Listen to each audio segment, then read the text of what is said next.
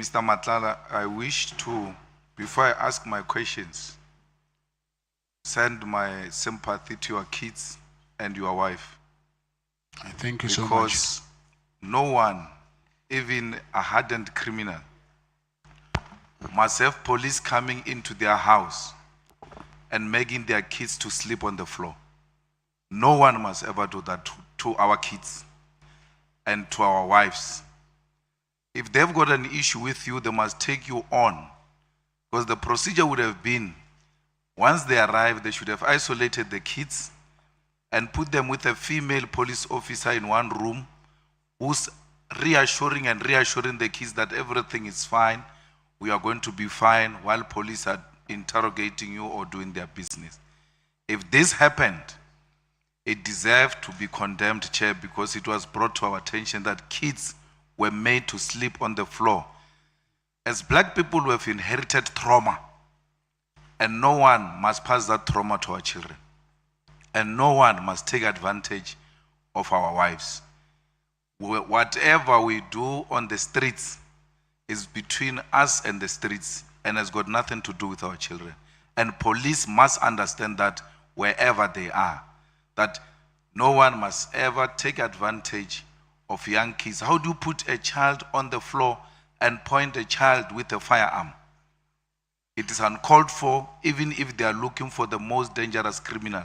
That must never be done to children. I thought I must make that statement before I proceed. Mr. Matlala, just tell me your place of birth. I was born in Seshego, but in Petersburg Hospital, Provincial Hospital. Where were you born? I was born in Mamelodi. Yeah, which hospital? It's no longer there. They used to call it a nursing home, but it's no longer there. Do you have a birth certificate from there? Yes, I do have. And then the primary school you went to? It is called Uwani Primary School. Who was the principal there? Principal, it was Serudu. And then were you baptized? No, I was never baptized. And then high school? You said it yesterday. Leshabile High School. Who was the principal there? Ngwe, Mr. Ngwe. After high school, you didn't proceed to tertiary education? No, I didn't. And then you never worked in any formal employment or? No, I never had any formal employment. So from high school, that's when you engaged in informal trading? Yes, I will say before even high school, my mother disappeared on me, and then I had to raise myself. I was actually a street kid. So I grew up in the street for a very long time. So I just realized after when I grew up that my mother passed away, but she was an albino. And I heard later that she was raped because there was this myth that if you can rape an albino, and then you can get cured for whatever. And then that thing traumatized her a lot that she disappeared. And when I found her, she was terminally ill. And then I think it was 2002 when I found her through her friend. It was very late, and then she passed on. But all along, I was a street kid. I'm sorry to hear that. Now, Dlamenis have got some roots in Swaziland. Yes.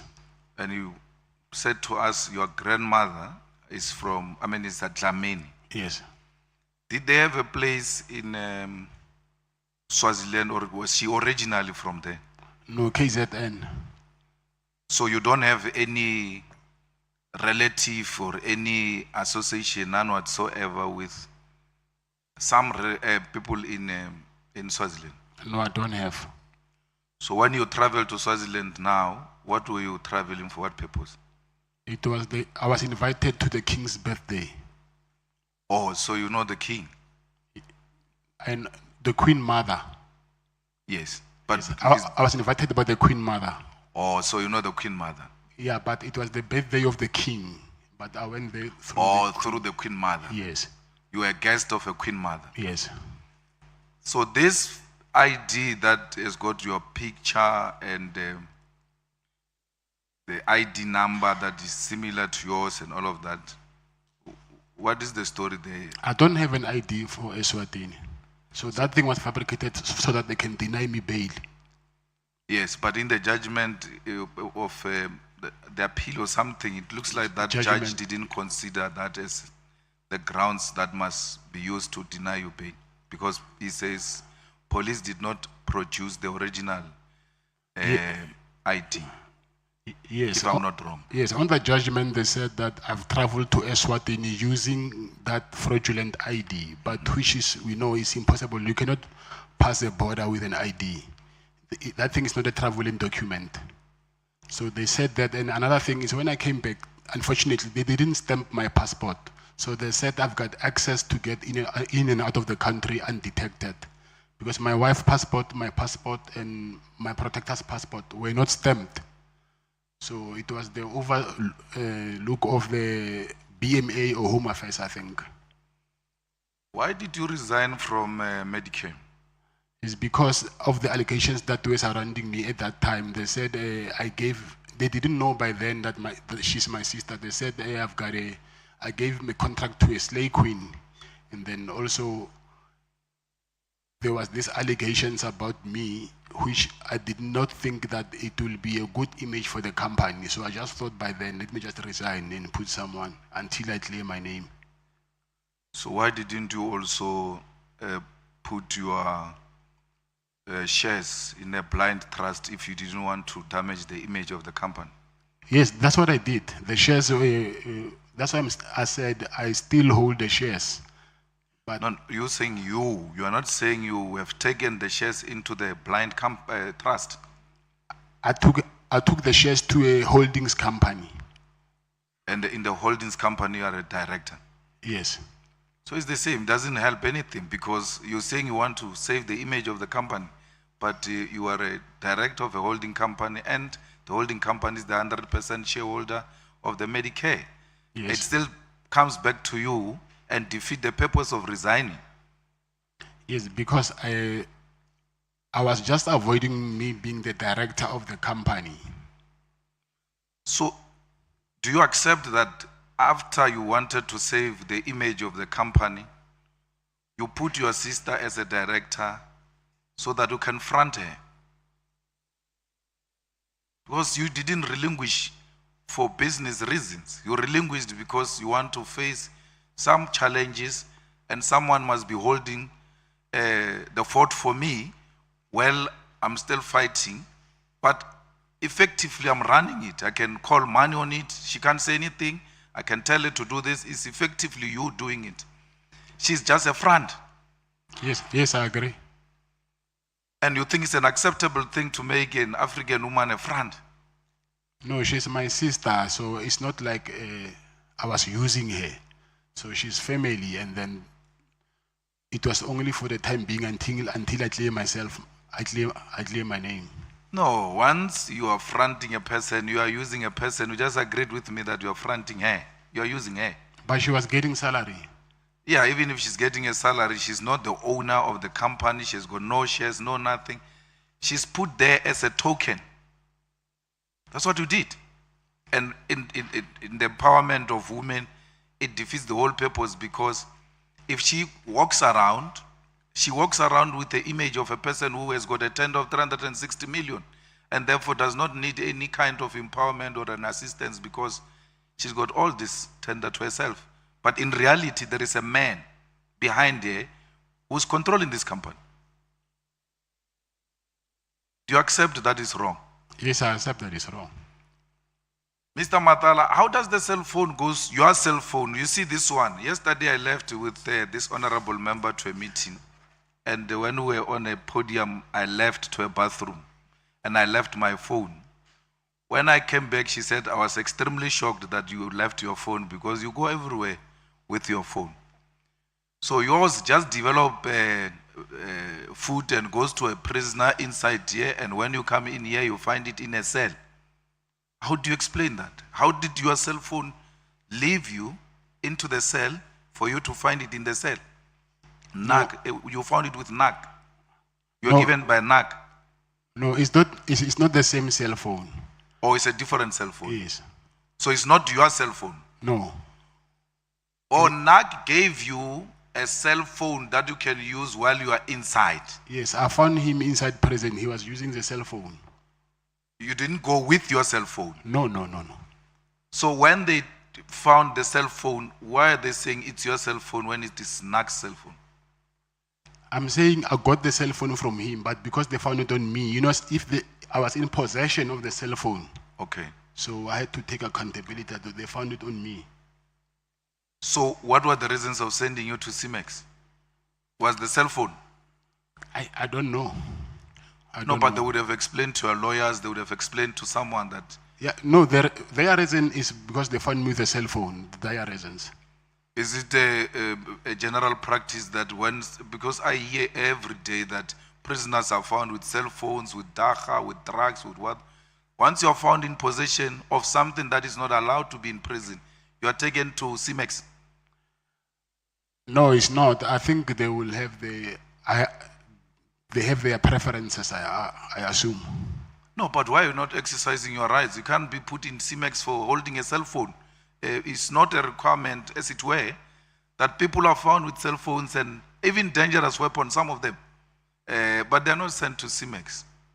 What could be the actual reason why you are sent to a CIMEX? Because cell phone, I don't believe it's a real reason.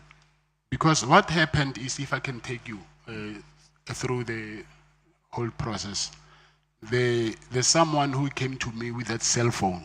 Because, in prison, a cell phone is like a public phone. You'll find 3 people using the same cell phone. Someone said, hey, check, they're talking about you in the media. It was that day when Mr. Mkonazi was doing that press briefing. So when I held that cell phone, that boy left. Immediately, the members of the task force of EST, they came to my cell. And then the same day, those guys from intelligence and PKTT, they came to prison. So I asked myself a question that if this thing was found in prison, how did these guys knew that I was found with a cell phone? So I thought maybe it was something which has been organized for me to be found with a cell phone. That guy who was arrested and sentenced for killing Bozwani, what's your relationship with him? I'm forgetting his name. Keke Vusi. Yes, I don't have a relationship with him. You have never worked together? Work? Yeah? No. But he's also from Mamelodi. Yes. Mokgotsi believes that you are John Wick, and everybody else there believes you are a John Wick in Mamelodi, that you have been killing people in Mamelodi. Yes, I heard that. But what are you, John Wick? No, I'm not. Do you kill people? No. Have you ever been accused of murder before? No, never. So what effort have you taken, the same effort you have taken in saving the image of the company? Yes. To save your image from being called a John Wick and being called a dangerous murderer in Mamelodi? What effort have you taken? That thing I heard it from Matlala Commission, but I was in CIMEX. There we don't have access to anything. So there's nothing I can do at this moment. My main focus now is to fight to get myself out of this place. No, but you're called John Wick before you came here. No. I don't know about that. You are not called John Wick before you came here. No. Now, in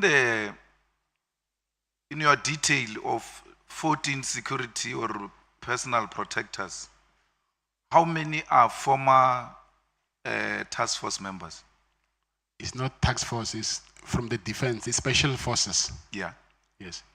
No, I'm asking about the task force, the police task force. Oh, task force is 1. It's 1. And then the special forces? I'll say maybe 8. 8. Yeah. Out of 14. So it's special forces, 8 plus 1 task force. 9. That is paramilitary. It's not VIP protection to have such dangerous, the highest form of defense of the country in one unit. How much does that cost per month? I was paying them 100,000 a month each. Yeah. So what is your personal security detail budget per month? Because remember, it's food, it's petrol, it's convoy, it's hotels, it's all of that. My budget is 2 million. No, you said the security company makes 2 million. You can't budget 2 million. So the whole Yes. 2 million, when it gets in, it Yes. goes to those people. Yes, but I don't have one company. Oh, so you source from different companies to Yes. maintain that lifestyle. I've got a message. You know, Jerry's mom called me and asked me that I must ask you to return her son because she believes very strongly that you kidnapped her son. Yes. And she cries in tears because she says she knows you. And she has given you a plate of food to her, you are a child. If we were to talk to her now as she's listening, what will you say to her? I will say that they are misleading her. And I think the people who are misleading her are the people who put me here in prison. Because I think they even went and told this same thing before the mother to Jerry's wife. So I will say she's being misled because they know very well I'm the first person who woke up at night there, and then I was the first person who was looking for Jerry everywhere. So when they say I kidnapped her, it's because maybe of my suggestion that rather let's tell the police the truth. And then they were not comfortable with that. And I said to them, it's either we do that or we never find him, because if we don't give them a clue, then how are we going to know how the police are they going to know where he is? So they were emphasizing that we need to save their image, his image. So me and them, we ended up not agreeing on one thing, because even myself, I was tired of looking for someone, but we must lie to the police on the other side. Yeah, but I'm saying I'm given some limited time and I'm allocating it to you. Speak to her. Talk to Jerry's mom. She's listening to you now. She's watching you. Talk to her. Her son has been missing for so long. Yes. And she feels very strongly that you took her son. Yes. The same way they felt very strong that you took AB's wife and AB's son. Yes. So before you speak to AB, speak to Jerry's mom. AB knows that. I think wherever he knows that thing he knows very well that I've never. No, leave AB. I'm saying, yes. Jerry's mom is watching. Talk to her. I will say, Mama, you know very well me and your son. We are very, very, very close friends. We've done a lot of things together, traveled together, me and his wife and my wife, and there was nothing that I will do to harm your son. Actually, your son was like a young brother to me. So there are people who are getting between us, trying to convince you that I took your son so that you might think of me as this boogeyman that people paint me to be. But from the bottom of my heart, I've never and I will never, ever do anything to harm your son or your family. Thank you, sir. I'm sorry. Thank you. Now, did you have a business deal with Jerry in some comfort installing solar system? Yeah, but it was his business, but I'm the one who got it for him. So you worked together, and whatever the money is that you were supposed to transact at that level, yeah, you sorted each other out. Yes. Now, just before Jerry disappeared, and then I think Jerry disappeared a week or two, and AB's wife disappeared 2 weeks after or so, but it was within a short space of time. Yeah, I think a week in between or so, yeah. They say Jerry and AB were in your office. You wanted them to do some tender in Limpopo of CID. You called AB because he had a CIDB 9. Yes, that's and true. they both declined to do that business with you. And that's where their problems started. He actually accepted AB, and it was not in Limpopo, it was there in Silverton, where there's a fourth plant. And then he accepted. The thing is, he was supposed to go to a briefing. I think he missed the briefing or something. That's why the thing didn't happen, but he never declined. So now, do you know anything about AB's son and AB's wife? No. But were you not involved in helping them to find the wife and the son? Yes, I was. And then what were, as from a security company perspective, what were your suspicions or your findings, as it were? Actually, there is this Pakistani guy whose employee was kidnapped. The Pakistani guy, he's a Muslim. We will go to the same mosque. So he told me that his employee is being kidnapped. So I asked around and I found out there's some guys in Attridgeville who kidnapped that employee. And I took my chances. I just said, called the guy and I said, I know it's you, but I was just testing the waters. Return that guy because we do not want to come looking for you. Luckily, he dropped him off by Church Street at Sasol Garage. Then we found the guy. So now, with AB's family, because the guy who kidnapped the Pakistani guy were from Attridgeville. So I said to AB, because you are not far from Attridgeville, I suspect it might be these guys. And I called the guys as well. I said to them, you see now, you're starting, can you please return AB's family? And then he hung up and then he switched off the phone and then he just disappeared.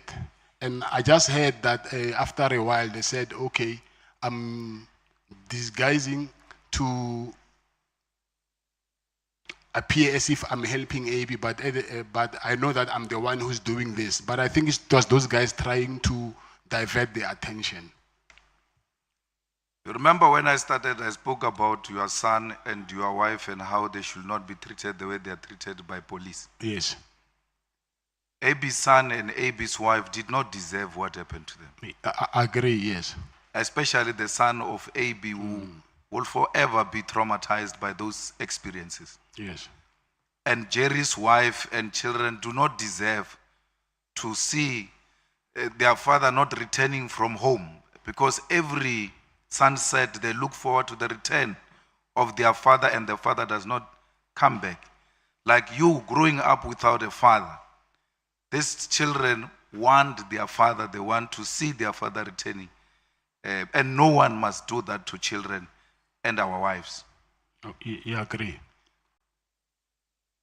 With your security experience, do you think Jerry is still alive? I mean, those kidnapping people, if they kidnap you to extort money, for you to give them money, a ransom and all of that, but once they keep you for too long, you become an expense to them because they have to feed you, they have to, if you are sick, medication, accommodation and all of that. Why would they keep you this long when they know that there's actually nothing coming forward? Do you think Jerry is still alive? Not do you know.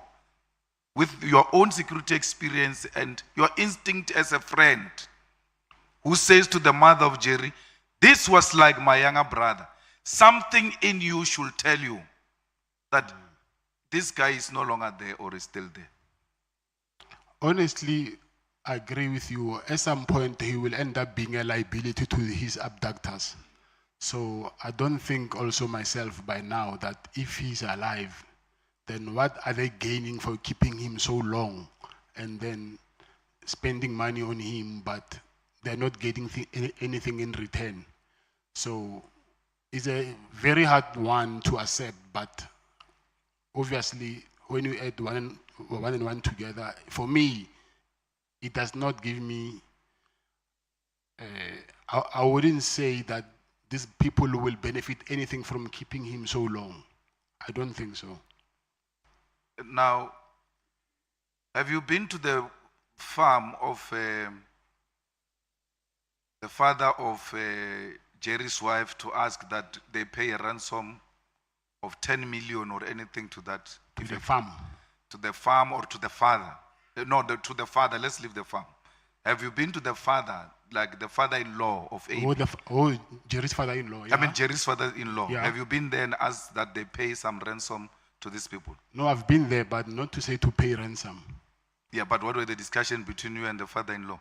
Because the story now is Jerry has kidnapped himself because he wants to extort 10 million from the father-in-law, and to a particular extent, you went to say to the father-in-law, please pay something because it looks like the father-in-law is well off. He's not well off, but that's what they're saying. So actually, I volunteered to pay 5 million myself. And I said, if you guys can raise 5 million, I'll pay 5 million myself so that we can get him. So I went there to speak to his father-in-law and say, listen, let's go 50-50. I can pay 5 and you pay 5. And he said, if they kidnap me, you must tell them that they must kill me. I will never pay any money. Speak to the Jerry's kidnappers, your younger brother, and plead with them. For sure they are listening. They knew we were coming to speak to you. If you're to speak to their conscience, what were you going to say? I will say, what we need now is closure. So whether they have them, they must just release him because he's diabetic. So I don't think wherever he is, he's in a good health. And also, if they did something to him still, let them give us a sign somewhere to at least have a closure to know, because it's not nice every day sleeping, not knowing what happened to your brother, your father, your son. So what can at least comfort us now is closure, whatever it is, so at least we can know going forward what to do. Thanks. Julius Mkwanazi, what is the story there? You installed the blue lights he installed the blue lights in the cars that are owned by a security company. I donated cars to his to EMPD, to him. So they took them over. Yes. They were not belonging to you. No. But there was a News 24 article that showed a lady saying Mama Cat is taking his kids to school in style, and they were playing with blue lights like they are playing with yo-yo. Yes, I'm divorced with my first wife, so I was not in relationship with my first wife. And Mama Cat is the media saying that. It's not her saying Mama Cat. So she's living her life, and then I don't even, and those are not my cars. So my cars are BMWs. I think everybody knows. I use BMWs. So she's got cars also with blue lights, without your involvement. She don't have cars. Maybe she sourced a security company, or what she did, I don't know. Because me and her, we don't have that relationship anymore. We divorced. What is your relationship with Julius Mkwanazi? Julius Mkwanazi, I will say, he was a friend. Was. Oh, so you donated because you had a friend who was in the position of authority? No, it's because I proposed to him when he was an operations manager that, listen, I want to donate the cars, but with conditions that we do brand awareness, and then I will also send proposal to do the medical response for the EMPD when the officers they get injured in the line of duty. So Tanya was protected by you? No, not by me. I went there when it was only once, and it was when it was state of the city address. It was only once. Yeah, but you went to fetch the mayor of Yes. the DA with your cars. Yes. And they had blue lights. I don't know if they put blue lights on because I was not there. Was it not your protection that was driving the cars? Yeah, on but that day? They came as backup. She had her own cars, and so they only came. She needed backup. Or the DA mayor needed a backup from you? Yes. How does she need a backup from you when the Metro Police there is even as some sort of a task force? Yeah, sort of. I think Mkwanazi convinced them that my guys are special forces. Okay. That recording we had about it in the thing there, do you say it's not legitimate? No, it's not. It's not. I even have proof of what happened. So you never gave Sibia money? No, never. You never said Sibia is a criminal. Matlala, you stop speaking. But Can what if we- I'm taking a time? We pass the microphone to Honorable Matthijs. I'm on, Chief. I'm in charge. No, yes, I'm the one who is running the meeting. But I'm in charge. Yeah. I'm there's the a one time who is you have allocated. running the meeting. I want to hear her speak. Ah, Honorable Matthijs, this it's your is our time. arrangement. We won. Honorable Matthijs, it's your I time. see you speaking. Okay, Thanks. thank you. Now, She's fronting, Chair. She's Eh? fronting. what? I didn't hear that. No, the person who's saying you're fronting, they will never even speak in the presence of their president. You see now what you did to me, Chair.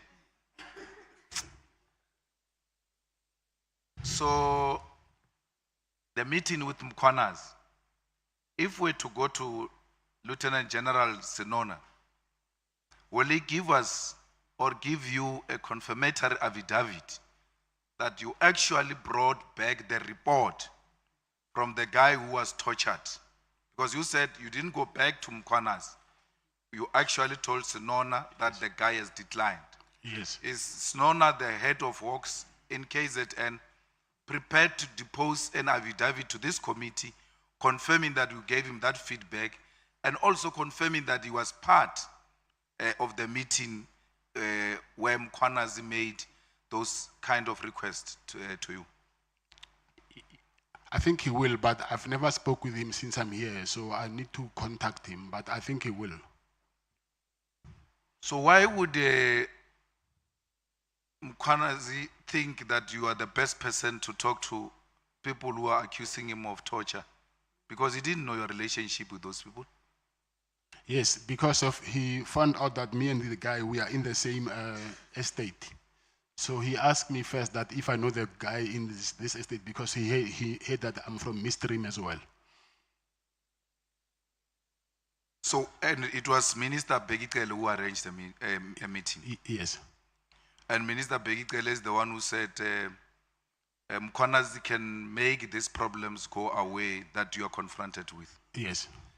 And to that effect, then arranged a meeting. When he arranged a meeting, were you present like the time he was calling No, Kumalo? no, I was not. And so how did Minister Kele know about your penthouse? You are meeting for the first time. He doesn't know you and Yes, all of that. The next thing, there is penthouse staying there and all of that. How did it come about? It's the guy that he introduced me to him. He said, hey, this guy's got a nice penthouse. I assume the guy knew that Mr. Kele traveled a lot to Pretoria, and then he was struggling with accommodation. Not struggling, he had to pay accommodation. That guy said to him that actually, Kat has got a nice penthouse there, so I think you can talk to him, he can offer you. How many times has Minister Kele been to the penthouse? I think 3 or 4 times. But it looks like he said he's been there twice. Only twice. No, it cannot be twice because he's been there twice when that guy was alive, and then after that guy's death, I remember he left his white Hugo Boss shirt in one of the bedrooms, and I sent him a message. I said, "It's me." I took a picture of that shirt, and I said, "It's me, Kat in Pretoria," and I even showed him his shirt so that they can know who is he talking to. So. After that, it was the third time, and I think, 3 or 4 times. It cannot be twice. It cannot be twice. Now, which year was that? This year. So, if you're to be released here and you go and ask as a resident or the owner of the penthouse there, by whatever the place might be, you go and ask for the footage of all those days. Will we find those footage of more than twice? I think that will depend on the security. Sometimes the footage after a certain period it gets deleted. So I don't know how long they keep the footage. As a security person, how long does it get deleted? Do you delete it or it automatically deletes itself? It does. After 3 months, sometimes it does. And if it's a residential, you'll find after 2 weeks, So we will not find your CCTV coverage of you and Kele at the hotel in Durban, where you gave him 200,000 because you said you walked to the car, where the cars park normally in hotels. There are CCTV cameras for Yes, security yeah, purposes. Yes. yeah. So you send your security, and then you walk with Kele to a red car, Yes, Jeep. You put the money in, and then he drives away. yes. If we're to go and subpoena such a CCTV Yes. camera, will we find it? Yes. Yes, 100%. And then that day when I'm happy because you and Minister Kele are agreeing that you went to Durban to deliver the last, the other portion, the second last, I suppose.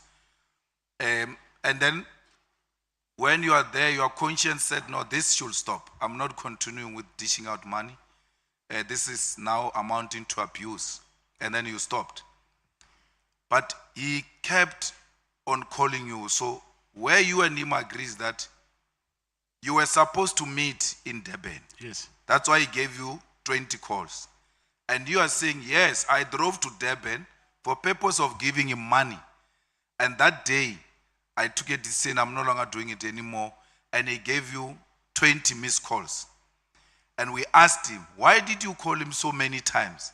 He says, we were supposed to meet. Yes. So on the meeting part, you and him are agreeing. What we need an evidence of is this portion of the exchange.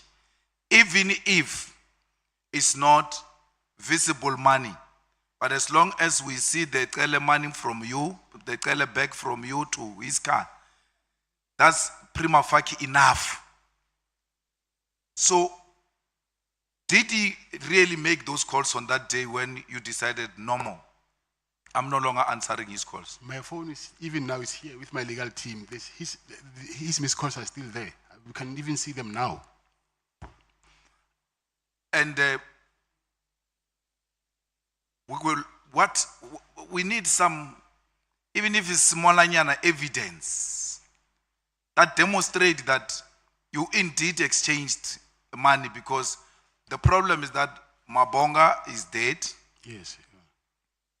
And the protector that went to fetch the Woolworths bag, is he still alive, and will Yes. he be prepared to dispose an affidavit that you send him in the presence of Minister Kele to go and fetch a bag? And obvious, if he's a personal protector, meaning a bodyguard, he will walk with you or behind you as you walk to the car with Minister Kele, and then you putting, will he give us some affidavit? Yes. Yes. I'm worried, Mr. Matlala. 12 cases withdrawn, 1 guilty verdict, 1 not guilty verdict, 1 acquitted. And you've got police around Pretoria here who are sent around as your eyes boys.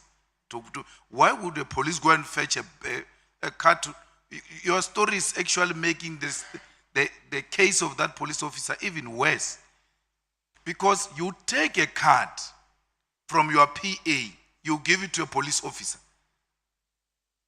What stops a PA from taking the card to go and buy a battery and bring it to you? Because generally that is the work of the PAs.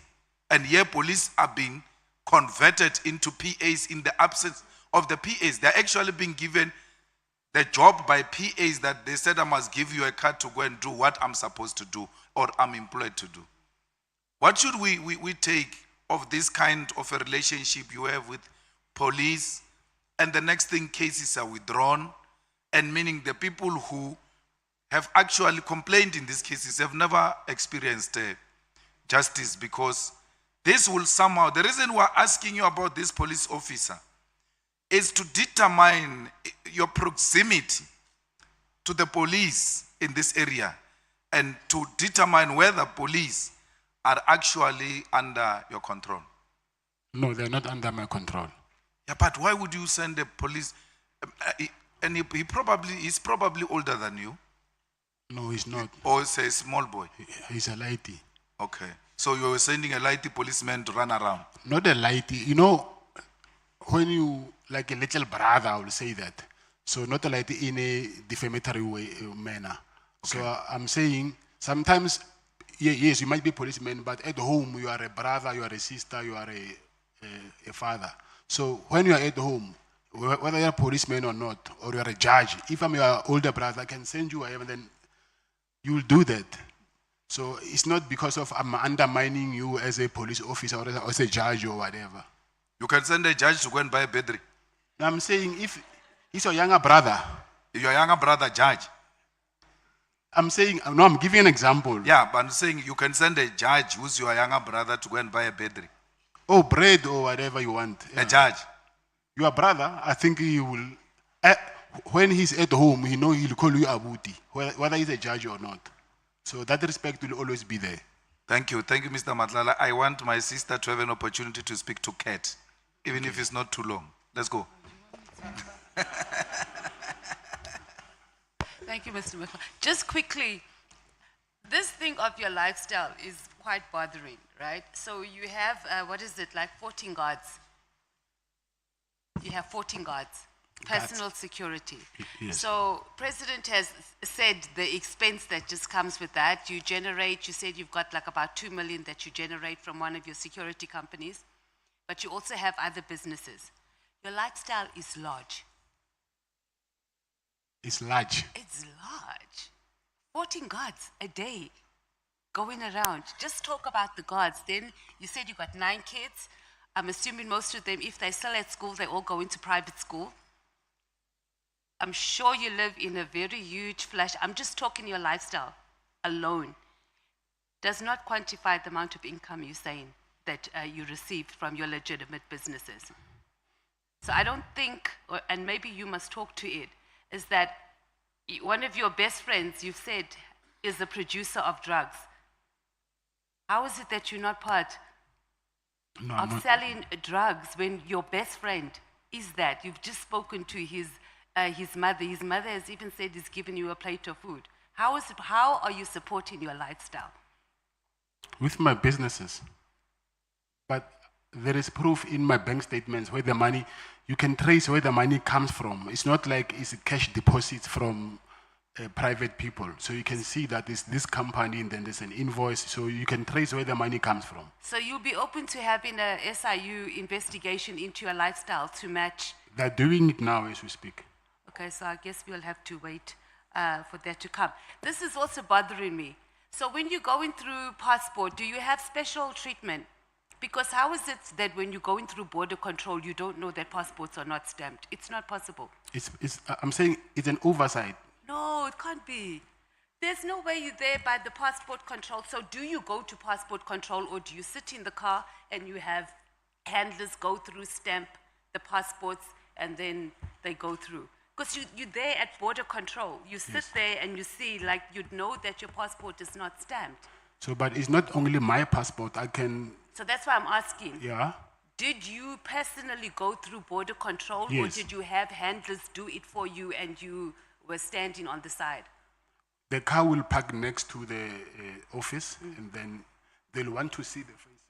Obviously, I'm inside the car and then the BG will take all our passports and then the authority will come and then they want to see our faces first before they can compare with the passports. So they do that. So what happened, I really don't On know. both sides, both the South African border Yes. side and the Lesotho border side. No, both it's of them only, just didn't. they've noticed it on the 19th when I went to Eswatini, and when I came back, it does not show me coming back to South Africa, From whose side? Exiting or entering? Because you have to get to. entering South Africa. I've never seen that. They stamp, and I don't think which border did you use? Because I don't think we do it through the Osuku. car. Okay. And then this John Wick reputation that President was talking about. You've just explained on how you have that John Wick reputation, because when we were talking about the issue about one of the kidnappings, You said you took chances and you called whoever this person was, I missed the name, and you said, Mr. you Matlala, don't want me to come for you. And the you person stop was talking. released.